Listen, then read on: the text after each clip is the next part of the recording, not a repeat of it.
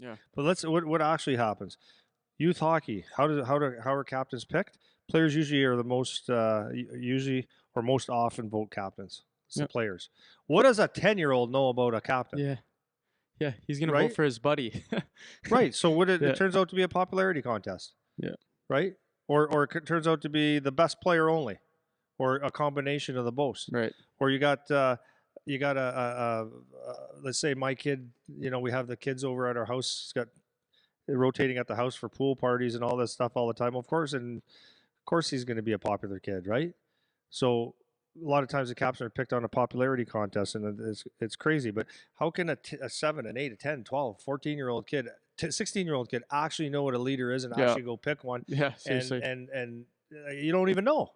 Yeah. So that's what I mean. It's kind of ridiculous. And then on the other side, the coaches pick, and then again, how do you pick a leader from a 12-year-old? Like I guess you can. You can see some guys that have some tendencies, but that's a weird one there, because I'll tell you a story about picking your captains, Mm-hmm. which I think is probably the combination. Maybe you look at the kids and then you have your own ideas and see if it lines Like up. picking the captain as the coach.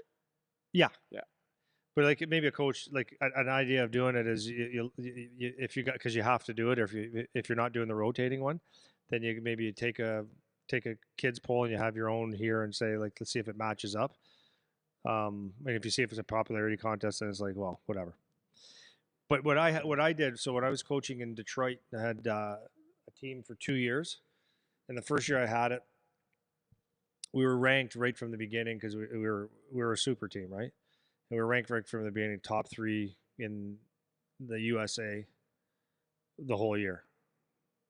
So we had a great team, and I had such a good team that it was brought up to me, and I said, "There's no," and I told the kids, "There's no captains. Like, everyone here is such a leader and good hockey players and stuff. Like, I don't think a C on your jersey is going to change anything, and I think it might be bad for you." Or whatever. Yeah. Yeah. Yep. So as we went on, let's say I think it was in November, my assistant coach at the time that played quite a few years in the NHL calls me and he goes, "Andy, I think we should pick a captain." Now, this guy was a little bit of a shit disturber, and I think he knew what he was doing. To shit disturb, Yeah. it was kind of it was really weird. So I said, "Yeah. Why do you think that?" He goes, "Well, I just think that we got to have one guy just as like to, be the captain. Like, I'm not going to go through the whole thing, but I just think so." I said, "Really?" So who are you thinking? I said, because I have a hard time. I said, there's a lot of issues if we pick one, right? He goes, "No, well, I know. I think be our best captain." I said, "Why?" I said, "I wouldn't disagree with that, but why?" He said, "Well, because he works his ass off. He's not the best player on the team, but he's not the worst, and he's the kids like him. Like, there was a lot of good things about him, and honestly, he was a really good captain." So I said, "Let me have a day or two to think about this, because I don't have good feelings about picking a captain." So he bugged and bugged, and I just gave in. And here's one of those things. You have your principles, and you have that gut feeling in you, and you need to stick to it. And when you don't, it's like it bites you in the ass. Mm-hmm. I said, "Sure, let's announce that." So we go in the room the next day, and this assistant coach of mine's kind of excited about it, and I said, "Guys, coach and I have been talking about this, and we decided that we were going to pick a captain. Someone stood out to us, standing out to us as he comes to work every day. This, that, the other thing, and going to be our captain." So the boys are like, "Okay, good." Then you could actually see a couple of kids go like, "What?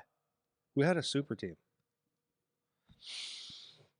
Next morning, we had like five best players. Like, they're all the 5 best. Like, there's a problem.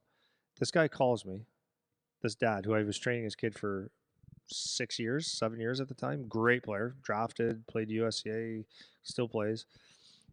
Calls me, goes, "Why are you pissing on my kid?" I go, "What?" Because "You're pissing all over him." I go, "Well, what are you talking about, man?" He goes, you gave captain to, you're pissing all over my kid." I go, "Dude," I said, what am I said, "We made our decision, so whatever. But what do you want me to do? Like, pick you, and then gets upset, and pick you get upset, pick you gets upset, pick they get upset. Like, I can't win." So I picked a guy that is a hardworking guy, good in the room, blah blah blah blah, and he was like fuming, quit the team. Dad quit, pulled him off the team. That worked out well. Yeah. And then you could, there was other people going, sideways about it because I picked a gosh damn captain. Yeah. You know what I mean? Yeah. What did it actually mean? Nothing. Nothing. Absolutely nothing. Mean So we nothing. had a shit show, caused dissension, just because we named a captain. Is that extreme? I don't know, but I'll tell you, It's not uncommon. The level of That's right. extreme. Sure, that could vary, but it's not uncommon for people to get all bent out of shape over who the captains are. people do. Yeah. People do. I remember when Charlie was playing his youth hockey, and the captains would come up and like here's one time. So one time he was probably his second year in the AAA, and they picking captains. Okay, so they called Charlie and another kid in. I think it might have been Christian. I think it was. And so there's 6 guys, and the coach goes, "Okay, so you're the you're the captain, you're the assistant, and the Charlie and let's say it was Christian. I think it was. You guys are captains. You're just not getting a letter." Charlie goes, "What does that mean, Dad?" Yeah. I go, "It means nothing. Yeah, It means nothing. I don't know what that means, dude. It doesn't matter if you wear a C or if you do or you don't. Who cares?" So whatever, right? So it's just ridiculous. So another one that I've seen. This is something, and you know this person very well. I've seen.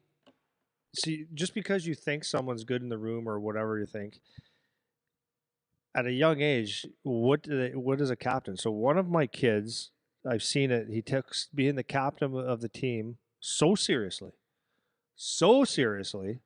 that it was a detriment to his actual hockey. Mm-hmm.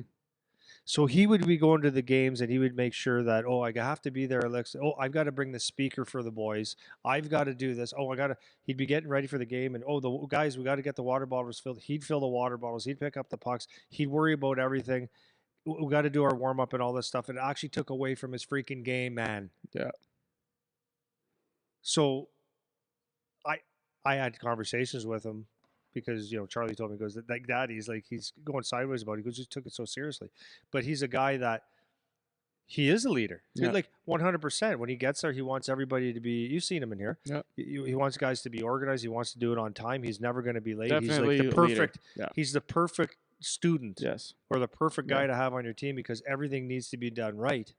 But for me, the pressure that he had, if you want to call it pressure, or the responsibility that he felt he had to be the captain of the team was actually taken away from how well he played hockey. And he's a great hockey player. Yeah. Right? Yeah. But it was affecting him on the ice. So that, a lot of people would never see that, the big honor of having to see. Maybe it's too much for some people, right? Yeah, 100%. So I want to talk to you, let you talk a little bit. Yeah. So I think it's funny because having a team captain, it's something that just, I think across most sports, almost all sports, if it's a team sport, you just kind of take for granted. Like you have to have a captain, you have to have assistant captains or whatever. And if you actually ask the question, like to your point, what's this actually for? Like, what does it mean? What is the role? Especially if you're talking about at the minor hockey level, it just turns into a conflict maker because even at best, if you pick the best captains ever, it's like when you have a team of 12-year-olds and you pick the right captains, you have a captain and 3 assistants and all of them are the right people to do it. It automatically just makes a hierarchy again on the team, right? Where it's like, and maybe that's inevitable. Maybe you just, that's what happens in teams anyways, but you're putting a label on it when they're kids. Now, when you're professional, you're playing junior or whatever, and it's a bit different because now we're getting into all the things you mentioned earlier about the roles of captains and whatever. But when you're playing youth hockey, when it actually doesn't really matter too much, you're putting labels on who's the best. Even if that's not what you mean, that's what the kids end up doing with that information. It's like, yeah, he's the captain. Like he's one of the best guys on our team or the best guy on our team. These guys are better than me. I'm not on the same level as these guys. You kind of set up that dynamic. Again, it's like when we talked about the tryout thing, right? Yeah. If you don't sign everyone on the same day, you're setting up this dynamic within the team. And then like parents are crazy. So you're also asking for conflict in that situation where it's like, if you think your kid should have been a captain and he's not, well, now it's like, well, does the coach not like my kid? Or I think the coach is an asshole now, or he's trying to sabotage my kid's hockey, or you get all that kind of stuff. And it's just another one of those things that's totally avoidable. Yeah. Like, don't need to have any of it at the minor hockey level. No, You no know, point. the only thing, like I said, just to reiterate it, I think if you're in minor hockey, the rotating the captain thing, I think that is that's good if you're using it as a teaching tool, um, to learn about leadership, because nobody's a leader yet when you're 12. You know, some kids. Yeah, like not in the sense that they're taking a team. But like I've got a thought. You finish. Well, Sorry. it's not that they're doing, because you can have kids that have leadership qualities, Yes. and some kids that are more mature or more leadership like than others when they're 12, but they're not doing it on purpose. Like, they don't necessarily know what they're doing. Some of them might know, like, they've just learned how to behave socially better than others or whatever, but it's not so far developed that it makes sense where it's like, yeah, this 10-year-old That's right. is a really great captain. Like, he's just such a great leader. It's like, he's 10, man. What are you talking about? Yeah. He's a little kid. Yeah. So I think unless you're using it as that teaching tool, it's an unnecessary thing Yeah. to have, you know. Yeah.